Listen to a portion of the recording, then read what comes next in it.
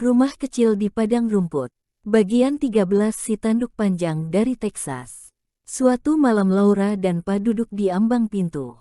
Bulan menyinari padang rumput yang gelap. Angin teduh. Dan Pa memainkan biolanya dengan lembut. Nada terakhir dibuatnya berkepanjangan, menggetar menjauh hingga larut dalam cahaya rembulan. Semuanya begitu indah hingga mau rasanya Laura terus saja menikmatinya. Tetapi Pa berkata telah tiba waktunya bagi semua gadis kecil untuk tidur. Kemudian Laura mendengar suatu suara yang berat, aneh dan datang dari kejauhan.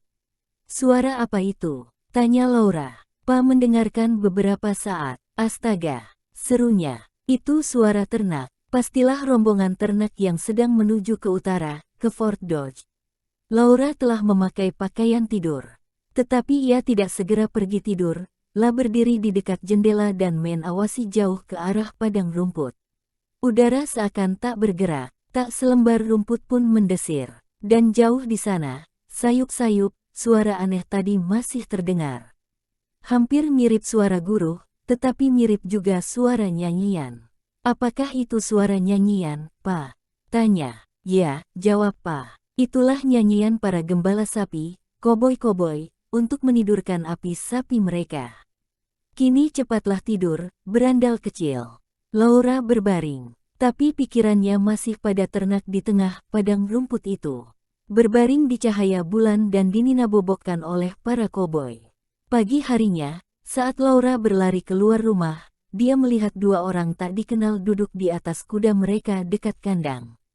Mereka bercakap-cakap dengan Pa. Kulit mereka berwarna tembaga seperti orang-orang Indian, tetapi mata sipit karena terlalu sering disipitkan waktu menentang sinar matahari. Mereka memakai semacam celana dari kulit yang amat lebar. Di sepatu mereka terpasang taji dan topi juga berpinggir lebar. Sapu tangan melilit leher, dan pistol tergantung di pinggang mereka. Mereka berkata, "Sampai jumpa." Kepada Pa dan berseru, "Hai, Yip," kepada kuda mereka yang segera berpacu menjauh. "Kabar gembira," seru Pa kepada Ma. Kedua orang tadi koboi. Mereka minta agar Pa membantu mereka menjaga jangan sampai sapi-sapi mereka memasuki jurang-jurang kecil yang banyak terdapat di lembah sungai. Sebagai upah Pa tidak meminta uang. Ia minta agar diberi sepotong daging sapi saja. "Bagaimana? Kau suka daging sapi, bukan?" tanya Pa pada Ma. "Oh, Charles," seru Ma, matanya berseri-seri. Pa memakai sapu tangannya yang terbesar di lehernya. Ditunjukkannya pada Laura bagaimana sapu tangan itu bisa ditarik ke atas untuk menutupi mulut dan hidungnya dari debu. Kemudian Pa naik pati mengikuti jalan setapak orang Indian hingga hilang dari pandangan. Hari itu panas sekali. Matahari bersinar sangat terik, dan angin pun terasa panas. Suara sapi-sapi terdengar makin lama makin dekat. Suara lenguh sapi yang perlahan dan terdengar sedih. Tengah hari debu mengepul di kaki langit. Kata Ma begitu banyak sapi yang menginjak-injak rumput hingga rumput menjadi rata dengan tanah dan tanahnya mengepul sebagai debu. Menjelang matahari terbenam Pa pulang. Badannya penuh debu, janggutnya penuh debu, rambutnya penuh debu, bulu mata dan pakaiannya penuh debu. Dia belum membawa daging sapi sebab belum semua ternak selesai menyeberangi sungai. Sapi-sapi itu bergerak sangat perlahan, sambil jalan memakani rumput-rumput agar tetap gemuk sesampainya di kota di mana mereka akan dimakan manusia. Malam itu Pa tidak banyak bicara. Dia pun tidak memainkan biolanya. Segera setelah makan malam ia pergi tidur. Rombongan ternak itu kini sudah begitu dekat hingga Laura dapat mendengarnya dengan jelas. Suara lenguh sapi yang bernada sedih mengisi kesepian padang rumput hingga hari gelap. Setelah malam agak larut, sapi-sapi jadi agak tenang dan koboi-koboi mulai menyanyi. Nyanyian mereka tidak mirip inabobok. Nadanya tinggi, menggambarkan kesepian, meratap. Hampir seirama dengan lolongan serigala. Laura mendengarkan lagu-lagu itu mengisi kesunyian malam. Lebih jauh lagi, terdengar lolongan serigala yang sebenarnya. Kadang-kadang sapi-sapi melenguh, tetapi nyanyian koboi itu terus saja, naik turun dan meratap di bawah rembulan. Ketika semua orang sudah tidur, Pelan-pelan Laura mendekati jendela dan melihat keluar. Jauh di pinggir daratan yang menghitam, Laura melihat 3 titik api bagaikan mata yang bercahaya-cahaya. Di atas langit begitu luas dan penuh cahaya bulan. Nyanyian koboi yang kesepian itu seakan-akan memanggil rembulan turun. Nyanyian-nyanyian itu membuat kerongkongan Laura sakit. Hari berikutnya, sepanjang hari Laura dan Mary memperhatikan arah barat. Mereka dapat mendengar suara-suara ternak dan melihat kepulan debu. Kadang-kadang terdengar juga pekik para koboi, melengking dan menggeletar. Tiba-tiba sekitar selusin ekor sapi bertanduk panjang menyerbu keluar dari padang rumput dekat kandang. Mereka muncul dari mulut jurang kecil yang menuju sungai. Ekor mereka terangkat ke atas, tanduk-tanduk mereka menyeramkan, kaki-kaki mereka menderap gemuruh. Seorang koboi dengan kuda belang berusaha keras memotong laju kelompok sapi ini. Dilambaikannya topinya yang bertepi lebar, dan dijeritkannya pekik-pekik bernada tinggi dan tajam. Hai! Yi! Hai! Rombongan sapi itu membalik, tanduk-tanduk mereka saling menabrak. Di belakang mereka si koboi terus mengejar, berputar-putar menggiring mereka kembali. Mereka menghilang di balik sebuah bukit kecil. Laura berlari kian kemari di halaman, sambil melambai-lambaikan topi kerudungnya dan menjerit-jerit, "Hai! Yi!" Sampai Ma menyuruhnya berhenti. Kata Ma, seorang wanita yang sopan santun tak boleh menjerit-jerit seperti itu. Laura jadi ingin sekali menjadi koboi. Menjelang sore, dari kejauhan tampak 3 orang penunggang kuda mendatangi, menggiring seekor sapi. Salah satu di antara mereka ternyata Pa yang naik pati. Mereka makin dekat dan kini Laura melihat bahwa di samping sapi itu terlihat seekor anak sapi belang.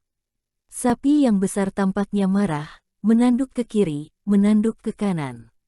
Tetapi tanduknya masing-masing diikat dengan seutas tali, dan masing-masing tali dipegang oleh seorang koboi yang berkuda dengan jarak berjauhan. Bila si sapi mengancam salah seorang dari kedua koboi ini, maka koboi yang satunya menarik talinya hingga si sapi tak dapat bergerak. Si sapi hanya dapat melenguh marah, yang disambut oleh lenguhan kecil si sapi kecil. Ma memperhatikan dari jendela, sementara Mary dan Laura ternganga bersandar di dinding rumah. Sementara kedua koboi itu memegang erat-erat tali mereka, Pa mengikatkan sapinya ke sebuah tiang di kandang. Setelah berpamitan, kedua koboi itu pergi. Ma hampir tak percaya bahwa sapi tadi betul-betul diberikan kepada Pa. Tetapi memang begitu. Kata Pa, anak sapi itu terlalu kecil untuk menempuh perjalanan jauh, sedang sapinya terlalu kurus untuk dijual, karenanya para koboi memberikannya pada Pa. Di samping itu Pa juga memperoleh sepotong besar daging sapi seperti yang dijanjikan. Pa, Ma, Mary, Laura dan bahkan si bayi Kari tertawa kegirangan. Pa biasanya memang tertawa keras-keras, tapi kali ini tertawanya hampir sekers lonceng. Bila Ma merasa senang, biasanya ia hanya tersenyum lembut. Namun senyum ini sudah dapat membuat Laura merasa sangat berbahagia. Dan kali ini Ma tertawa karena kini mereka memiliki seekor sapi. Ambilkan ember, Caroline, pinta Pa. Ia ingin memerah susu sapi saat itu juga. Ember siap. Pa mendorong topinya ke belakang dan duduk di dekat sapi. Tapi belum apa-apa si sapi telah memberinya hadiah sebuah tendangan keras. Pa melompat berdiri. Wajahnya memerah dan matanya berapi-api. Bandel, ya, apapun yang terjadi, aku akan memerah susunya. Geram Pa. Ia mengambil kapaknya.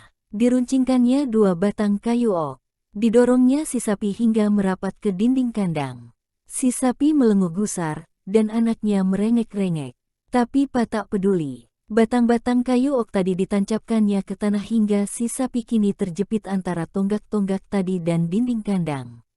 Tonggak-tonggak itu juga dihubungkannya dengan sepotong kayu ke dinding, pada tonggak diikat erat, pada dinding ujung kayu pendek ditancapkan di celah.